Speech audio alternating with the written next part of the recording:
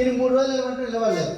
So కాబట్టి మంచి ఫ్రెండే, ఒక గంట 2 గంటలు నిలబడి వెళ్ళిపోయినాడు. సో థ్యాంక్ యూ కూర్చోండి సార్. మరి 3 రోజులు ఎవరు ఉంటారు మనకి? ఉండరు కదా. కాబట్టి అప్పుడు ఏం చేశారు అనుకుంటే, శ్మశానంలో ఫ్రెష్గా శవాలు అప్పుడే పాతి పెడతారా లేదా? ఫ్రెష్గా పాతి పెట్టి శవ మీద తీసుకొని వచ్చి అక్కడ నిలబెట్టి ఆ యొక్క బొమ్మని 3 రోజులు 4 రోజులు చెక్కేటోడు, తర్వాత తీసి పాతి పెట్టేటోడు. ఇప్పుడు చెప్పండి, కమిట్మెంట్ అంటే ఎట్లుంది? ఆయన బొమ్మ వేయాలనుకున్న కమిట్మెంట్కి ఆయనకి ప్రోత్సాహం దొరకట్లేదు కాబట్టి శవాన్ని తీసుకుని వచ్చి బొమ్మ వేసేటోడు.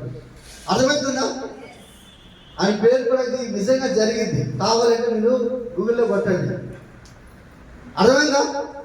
ఇట్లా కమిట్మెంట్ అనుకో చెప్పి మీరు కూడా రాత్రి కూడా వెళ్ళి ఫ్రెష్గా శవాలు తీసుకుని వచ్చి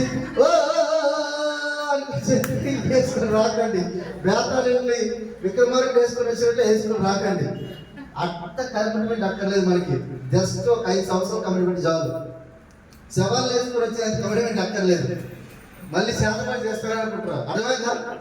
సో వెరీ ఇంపార్టెంట్. సో మనకి ఇక్కడ ప్లాన్ చెప్పడం అనేది ఇది ఆర్డర్ తీసుకోవాలి. ఆర్డర్ ఎలా తీసుకోవాలని నేను చెప్తాను. ఇది ఫాలో అప్. 4వ స్టెప్ ఏంటంటే ఫాలో అప్. సో ఫాలో అప్లో మనకి ఇది ఏమంటారు? అనుసరించడం. సో అనుసరించడమేనా? ఫాలో అంటే అనుసరించడం, ఫాలో అప్ అంటే అది కూడా అనుసరించడమేనా? అంతే, అనుసరించడం అదే అవుతుంది.